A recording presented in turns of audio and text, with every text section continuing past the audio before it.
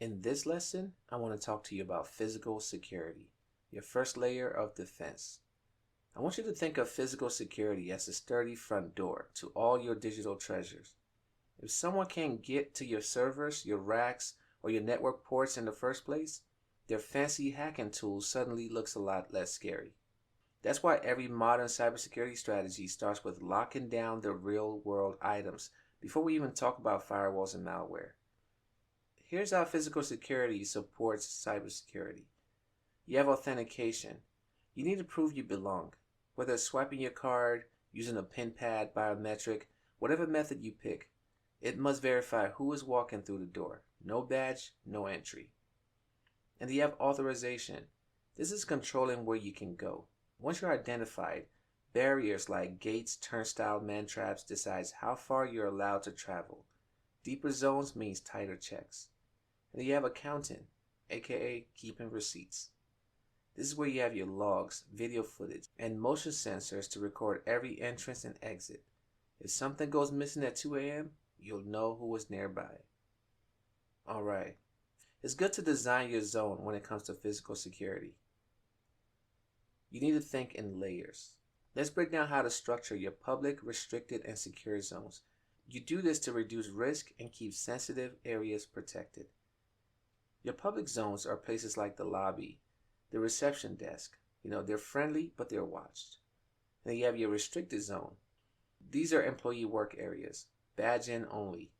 And then you have your secure zone. These are your server room, wiring closet. These places should require things like biometric and PIN, and no guest should be allowed. Each jump inside the zone should crank up the resistance, shrinking the attack surface. Alright? Now, I want to talk to you about crime prevention through environmental design, CPTED.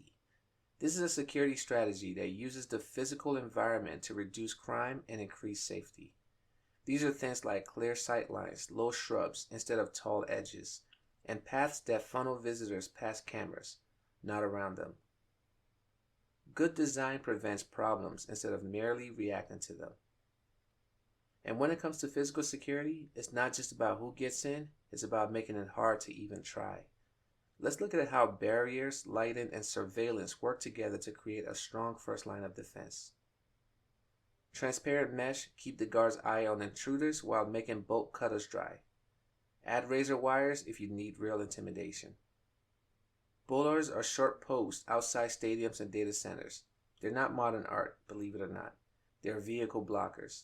They're fixed, retractable, or disguised as a planter. They stop truck ramming attacks cold. And you have lighting. You need bright illumination to kill hiding spots. The cameras help to clear faces and simply make people feel safer.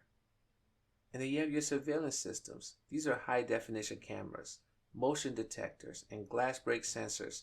They create 24/7 sets of eyes and ears. Pair them with real-time alerts so anomalies don't sit unnoticed on a DVR.